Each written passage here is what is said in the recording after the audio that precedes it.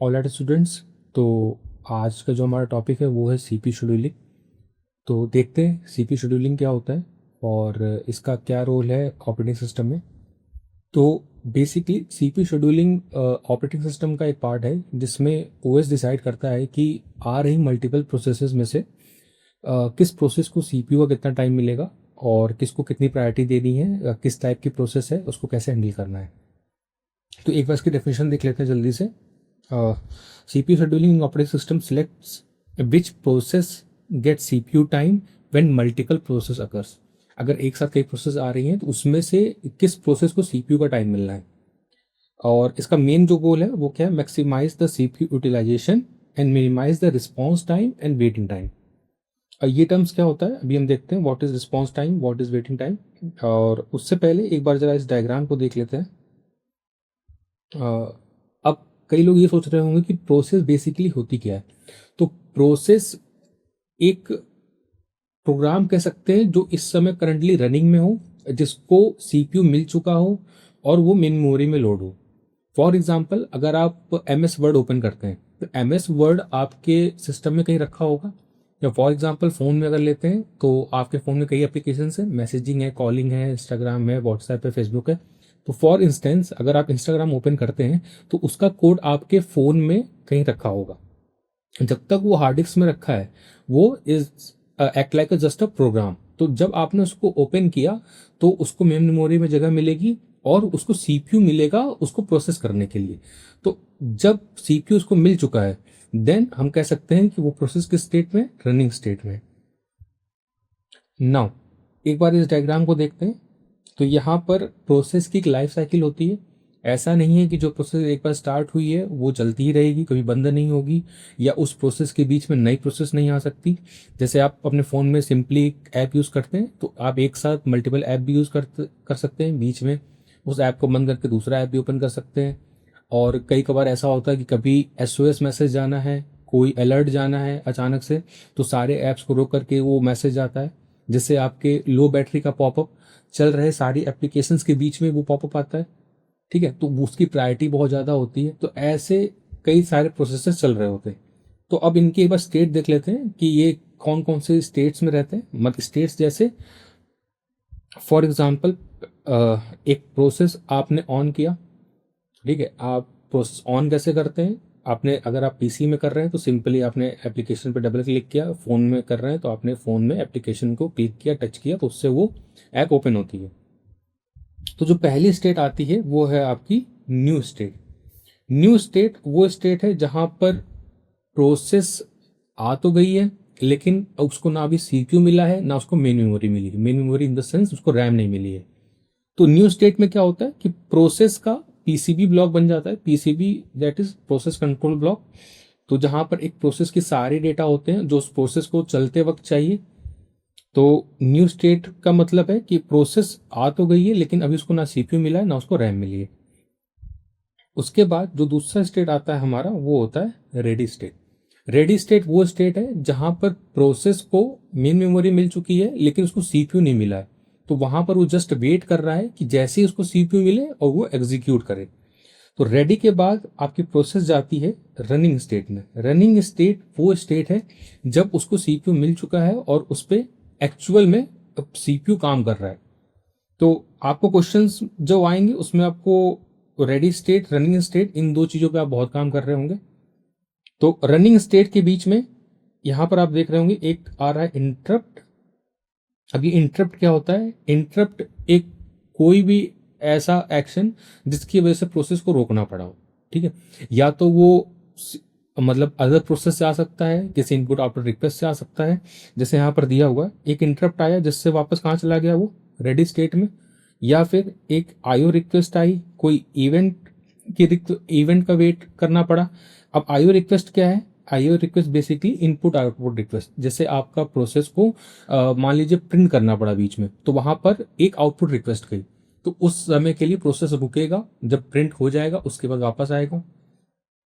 तो IO request को handle करना पड़ा, तो इसके वजह से कहाँ चला गया वो वेटिंग स्टेट में। वेटिंग स्टेट क्या होती है, जब प्रोसेस वेट कर रही हो किसी एक इवेंट का पूरा हो जाने के लिए, तो उसके पूरे हो जाने के बाद वापस वो रेडी स्टेट में जाएगी, वापस वो रनिंग स्टेट में जाएगी। लास्ट स्टेट होती है आपकी टर्मिनेट, जब प्रोसेस पूरी एग्जीक्यूट हो चुकी होती है और मेमोरी से बाहर हो चुकी होती है, तो वो स्टेट हमारी कौन सी होती है? टर्मिनेट। तो अब कुछ टर्म्स जो आपको लगेंगे ये इनके क्वेश्चन सॉल्व करने के लिए, न्यूमेरिकल क्वेश्चन सॉल्व करने के लिए, और तो इसको एक बार देख लेते हैं। पहला टर्म है आपका अराइवल टाइम। अराइवल टाइम वो टाइम जब प्रोसेस एंटर कहाँ हुई आपकी? रेडी क्यू में। रेडी क्यू क्या थी हमारी? ये। जब प्रोसेस आपकी रेडी क्यू में आ गई, वेट कर रही है किसके लिए वहां पर? कि उसको सीपीयू कब मिलेगा। तो रेडी क्यू जिस टाइम इंस्टेंस पर आई है, यहां पर टाइम इंस्टेंस हम देखेंगे, जिस टाइम इंस्टेंस पर आई है तो वो क्या कहलाएगा? हमारा अराइवल टाइम। उस प्रोसेस का अराइवल टाइम जिस टाइम पर वो उस रेडी क्यू में एंटर किए। दूसरा है हमारा बर्स्ट टाइम। बर्स्ट टाइम क्या होता है कि एक्चुअल में सीपीयू उस प्रोसेस पर कितनी देर काम किया। तो CPU execution time required by a process, उस प्रोसेस को कंप्लीट होने के लिए सीपीयू को जितना टाइम चाहिए, सीपीयू एक्चुअल में जितने देर उसके ऊपर चलाए, वो आपका क्या होगा? Burst time. उसके बाद होता है हमारा completion time. Time when process finish इस एग्जीक्यूशन, मतलब जब प्रोसेस पूरी कंप्लीट हो गई, जब वो उससे बाहर निकली, तब उस समय टाइम इंस्टेंस क्या था। ठीक है, आप इस टर्म को ध्यान रखिएगा, यहां पर टाइम इंस्टेंस की बात हो रही है, यहां पर भी टाइम इंस्टेंस की बात हो रही है। फॉर एग्जाम्पल अगर इसको हम और डिटेल में समझें, तो सपोज करिए ये प्रोसेस 2 बजे एंटर की थी, एक टाइम लेके चलते हैं, 2 बजे एंटर की थी और 4 बजे बाहर निकली है, तो उसका अराइवल टाइम था 2 एंड उसका कंप्लीशन टाइम था 4। हमारा टर्न अराउंड टाइम क्या है? टर्न अराउंड टाइम वो टाइम होता है जितना उस प्रोसेस को पूरा टाइम लगा है कंप्लीट होने के लिए, मतलब उसके आने से लेकर के उसके जाने तक के टाइम के बीच में जो उसने टाइम स्पेंड किया पूरा, वो उसका क्या होगा? Turn around time. उसके बाद हम निकालते हैं वेटिंग टाइम। अब ऐसा तो नहीं होता हर बार कि कोई प्रोसेस हमने ऑन किया है, वो ऑन होते ही पूरी एग्जीक्यूट हो गई, बीच में उसको रुकना नहीं पड़ा। तो जो जब प्रोसेस को रुकना पड़ता है, मतलब जब जितनी सीपीयू ने उस पर काम किया किया, जितनी देर वो खाली बैठी, वो टाइम भी निकालना पड़ता है। वो टाइम क्या होता है? हमारा वेटिंग टाइम। तो वेटिंग टाइम निकालने का फॉर्मूला क्या है कि जितनी देर प्रोसेस रही है माइनस वो टाइम जितनी देर एक्चुअल में सीपीयू ने उस पर काम किया है। तो टर्न अराउंड टाइम माइनस हमारा बर्स्ट टाइम। उसके बाद हम निकालते हैं रिस्पॉन्स टाइम।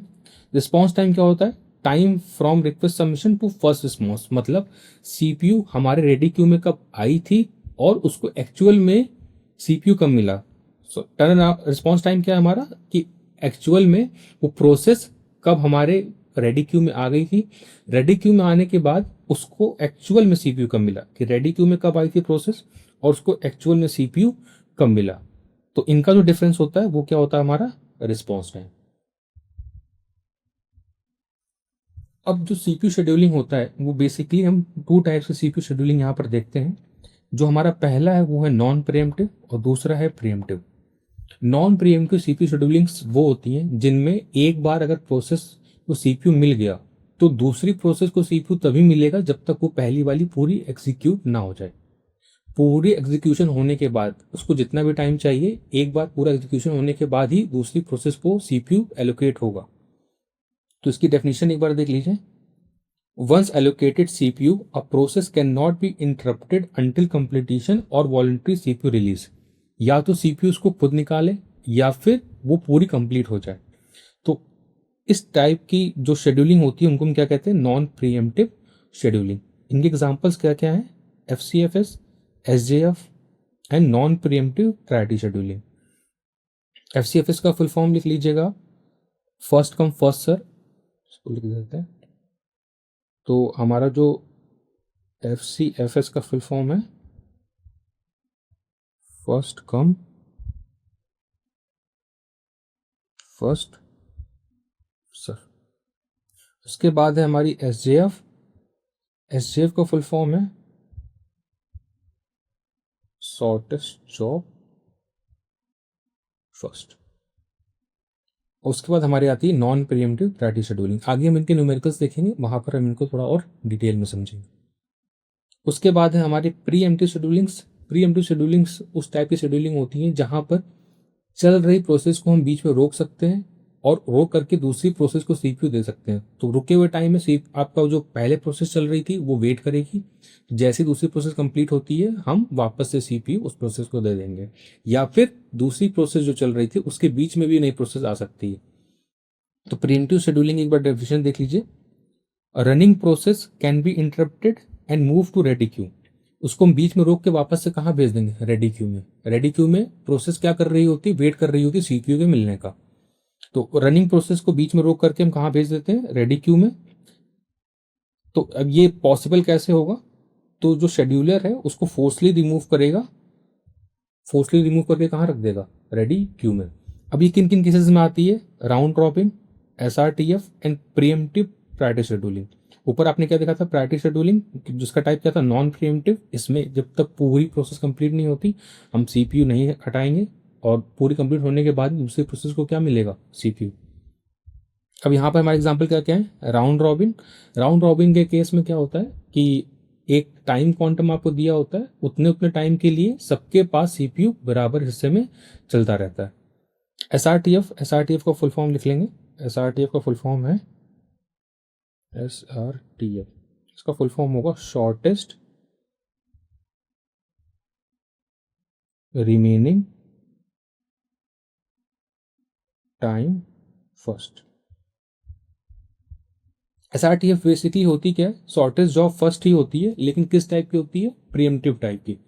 तो आपकी एसजेएफ है वो बाय डिफॉल्ट नॉन प्रीएम्प्टिव होती है, लेकिन एसआरटीएफ प्रीएम्प्टिव टाइप की एसजेएफ होती है। उसका नाम क्या होता है? Shortest remaining time first. उसके बाद जो हमारी अगली है वो है pre-emptive priority scheduling. So next हम जो देखने वाले हैं वो हम देखेंगे एफसीएफएस और इसके न्यूमेरिकल्स, और धीरे धीरे हम सारे शेड्यूलिंग्स को कवर करेंगे और इनके न्यूमेरिकल्स देखेंगे। Thank you.